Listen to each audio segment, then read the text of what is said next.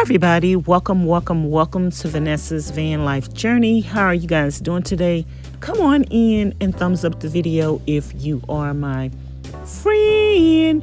Welcome the Sunshine Squad. Make sure you are subscribed to the channel if you haven't already. Hit the notification bell and then hit all so you'll be notified each and every time I upload a new video. And if you're not subscribed to my other channel, Life Lessons with Vanessa, make sure you subscribe to that channel as well. I've been posting several van build videos over there a day. So my daily vlogs are over there on that channel. Today I want to share with you guys how to do the DIY artwork that I am doing in my van on my cabinet doors. So everybody wanted me to give them a tutorial on how to do this. You can do this to anything. If you want to make pictures for your wall in your house, if you have a van, RV, or schoolie and you want it to be different. One thing about van life, I always see people just using the plain wood or painting it. And if you want to be unique, if you want to be different, if you want things to match your color scheme, this is definitely something that you can do. First off, you want to start with the thinnest wood that you can get at Home Depot or Lowe's. It's going to be the birch, and it's about $24 a sheet. Depending on what size doors you have, you can get several doors out of that sheet. As you can see here, these are some of the projects that I have done using this method of my DIY abstract art. And I'm using all the same colors in my van.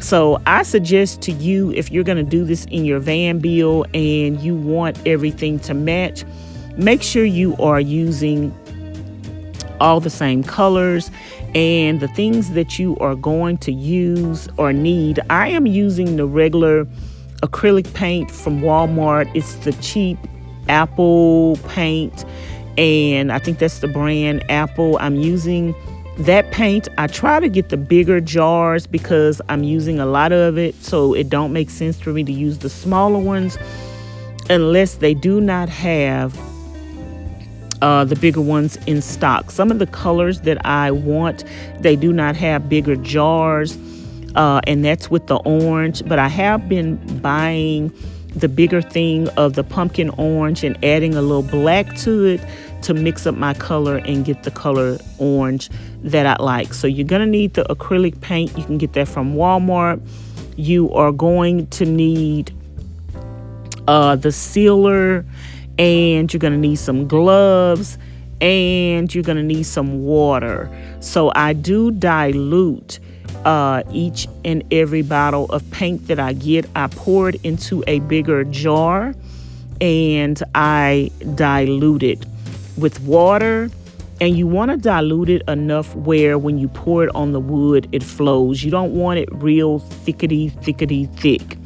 So make sure you dilute whatever paint, and make sure you mix up all the paint that you think you're going to need for the particular piece that you're going to do.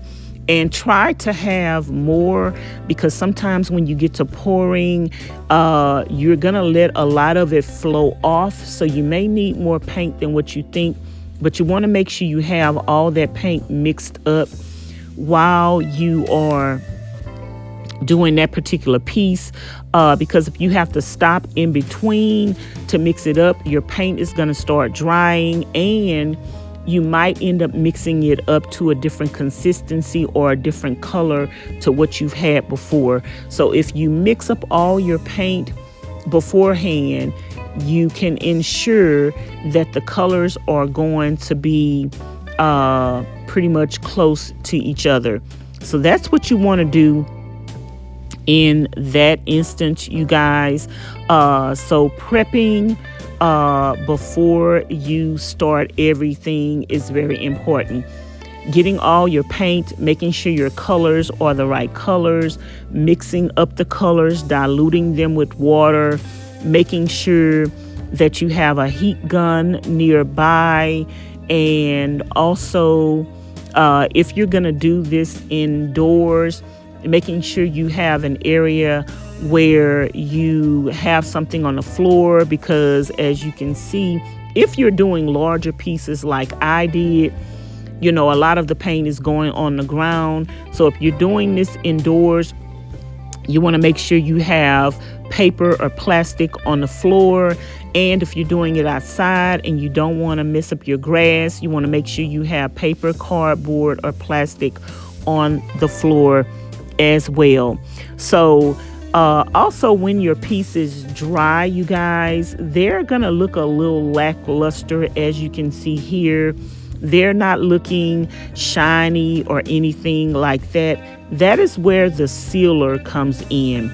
So you get the kind of sealer that you want. I have Rust-Oleum, the gloss. So you can get Rust-Oleum. You want the clear kind of gloss, and you want to get the kind that the texture that you want. So if you want it to look matte, you're going to get matte. If you want it to have a high gloss shine, you're going to get gloss. And if you want a high gloss, I think they do sell it in high gloss, but for my products here, I am using gloss. So choose what you want. So now we're going to get started. So the first thing you want to do is you want to figure out the area that you're going to make the cabinet doors for. You want to grab the wood for the cabinet doors, cut them down to size, make sure they are the right width. And here I am going to scribe. So I'm taking my scriber and I am holding my scriber up against the piece of wood. I'm letting the little roly part go up against the piece of wood that I'm trying to shape my wood to, and the pencil is going to be against the wood that I need to cut. And so I'm just going to roll that wheel all the way up. That is going to give me the measurement that I need to cut it. So if you don't have a scribe, make sure you get one. I'll try to link it in the description box below. If I don't link it in the description box below and I forget, leave a comment on the video and say, Vanessa, where are the links to the scribe? And I'm going to do a separate video on how to scribe. It is very simple and very easy, and you can pretty much subscribe anything.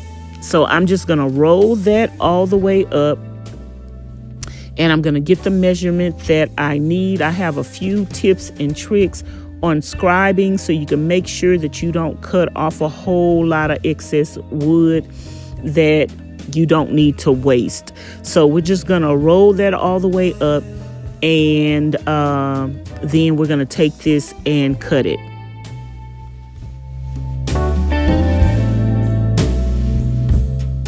Okay, you guys, I am over to the saw, and I am just going to use a regular skill saw. I know because the line is going to be crooked, a lot of you may think that you need to use a jigsaw, but no, you can use a skill saw no matter how crooked the line is. I'm having a hard time cutting this with my hand because of my thumb, but it's much easier to do if you don't have an injury.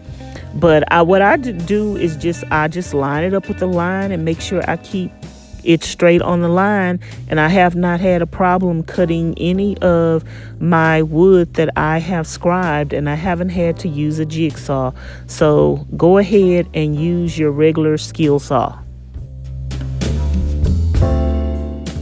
After all your wood is cut, you want to go ahead and prime your wood on the side that you're going to be putting the paint on. You can use a white primer if the colors that you're going to be using is a light color. But if you're going to be using any color that's going to have black in it, then you want to go ahead and paint your wood black. That way the coverage flows over there nicely. And again, you want to make sure that your paint that you're going to use to do your abstract art with, that it is diluted enough where it will roll and flow on the wood. Now, if you are making cabinet doors and you're not going to do the painting on both sides, you want to make sure you have the side marked that you want the artwork on. So you want to make sure you are doing it on the right side, and also make sure you put on some latex gloves to protect your hand. And like I said earlier, make sure you have all the paint mixed up that you are going to use. And you can put what they call a wash coat all over the artwork. And you make sure that wash coat is thin enough where you can, when you put the paint on there, it will all flow. You might want to have a couple of jars of paint with different consistency. You might want to have your wash coat paint to be a little more thinner, or you might want the wash coat paint thicker and then the other paint that you're using to put on a little thinner. It's up to you. You could play with it. It's just paint. And if you mess it up, all you have to do is like take your hand, if you want to do it the same day, take your hand and wipe all that paint over there off of it. Take a little paper towel and wipe it off and start over. Or you could let it dry and then just redo your new artwork on top of that. So I've had several paintings that I did not like, and all I did was let it dry, and the next day I came back with my paint and I did it all over again. So it's very easy. And as you can see here, when I have a smaller piece of wood, I move the painting to the right, to the left, up and down. I move it all around until I see the design that I like. And with my artwork, you guys, I know you guys are seeing me use a lot of gold. I dilute everything but my gold paint. I do not dilute the gold because I want the gold to pop. I want the gold to just stand out, but I dilute all the other colors except for the gold. And as you can see here, how the bottom of it is getting messed up, you want to take your hand every now and then and rub that smoothly. And after everything is said and done and you put your sealer on it, then the next day you can just paint the bottom of it all black. As you guys can see, I paint my bottom before. I paint both sides before, but I learned from trial and error, don't paint the back of the artwork, and that way you will know which side is your right side as well. Don't paint the back of the artwork because it's going to get really messy. And then after everything is said and done and you let it dry and you sealed it, then you can go ahead and paint the back black or whatever color you want to paint it. Also, you want to have a heat gun so you can pop the bubbles. If you're not using acrylic, I have found through trial and error that I can just blow on the bubbles and the bubbles will disappear. So you could either use a hair dryer or you could just blow on the bubbles. If it's not a big piece of artwork, it's a little small artwork, you don't have to pull out the hair dryer if you're using acrylic paint and you're not using epoxy. I think I said something different a minute ago. But if you're not using epoxy, then you can go ahead and just blow the bubbles if the piece is small enough and manageable. But if it's a big piece of artwork, you might want to use the hair dryer. The propane, a lot of people use the propane gun. We have had some issues with the propane gun, you guys, and the hair dryer works just fine, and you don't have to keep buying propane. With the propane gun, you're going to have to keep buying propane. I know the propane gun is very convenient for epoxy because you can move around with it, but at the same time, we haven't had any luck with it. I think we need to buy a different type of propane nozzle. And as you see here, I'm just mixing up my paint. I'm working with my paint. And one thing that I have made a mistake on is I do not, especially with a job like this, I need to make sure I have enough paint mixed up. My paintings, if you're doing like sets of doors that are going to be side by side, you want to make sure you're doing those doors at the same time, so you're using the same paint colors and you have them sitting next to each other, so you can kind of make them look like they match, because they're going to be next to each other. So you want to definitely make sure you have enough paint mixed up. If you have a lot of doors to do like me, you might want to buy all your paint at one time, mix all your paint up in larger containers so everything will match. That's just a tip that I've learned from this process, and I learned the hard way, because not all of my oranges match. Some of my paintings I do not like because the orange is too orange. And some of the black, a mistake that I made at the beginning when I first started doing this, my wash coat was white, and when I put my other paint on there, it mixed in and made it milky looking. So my blacks weren't that black, my oranges weren't that orange. So I'm just gonna tell you guys, this is gonna be trial and error. It's just paint. If you don't like it, you don't even have to paint over it the next day. You can just come right there and just start doing your inspiration paint over the top of it. I don't even put another base coat on it. I might just start with my wash, put my wash on there and start pouring. I haven't done what they call a dirty pour, and that's mixing all the colors together and then pouring it on there all at once. I haven't done that. I might try that with a smaller piece and see how that comes out. So let me know in the comments bar below if you guys want to see that, and make sure you're shaking up your paint really well. And again, if you can mix all of your paint colors all at once, you might want to get, you know what, I'm just getting an idea. We always have gallon jugs around here from vinegar, so you can save those gallon jugs if this is something that you're gonna do, or you have a large project, or you have a lot of doors to do. You might want to take all the color that you think you're going to need, mix it up in a gallon jug, and that way you can pour out in smaller containers the amount that you think you're going to need, but that way you will have a consistency of color, texture, and liquidacy around across the board. As you can see here, you guys, you will see in a minute, I mixed this paint up before I started, but it was too thick. It wasn't flowing on the wood like I wanted it to.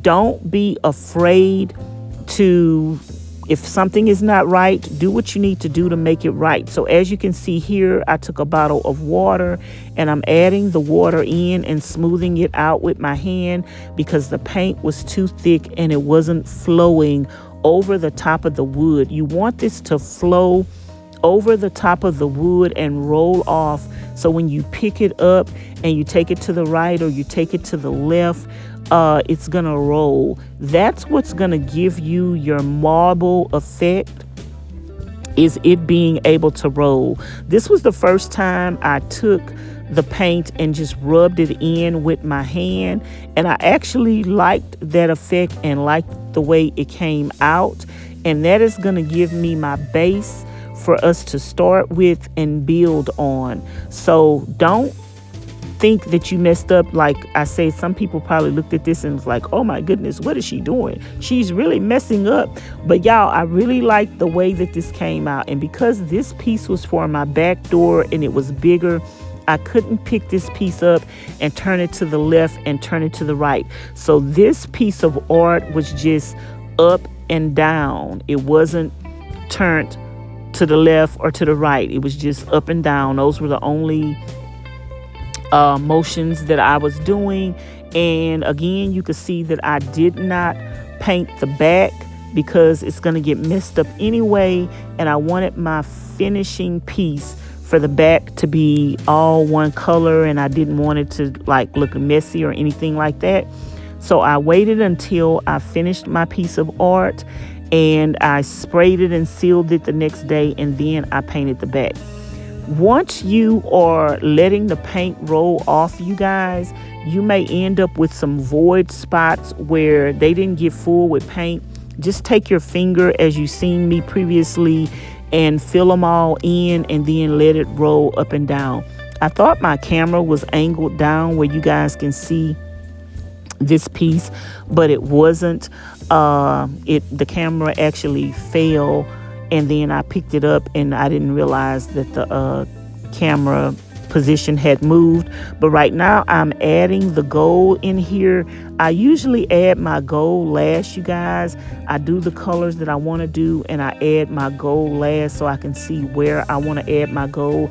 And I do not dilute my gold. I dilute all the other colors but my gold.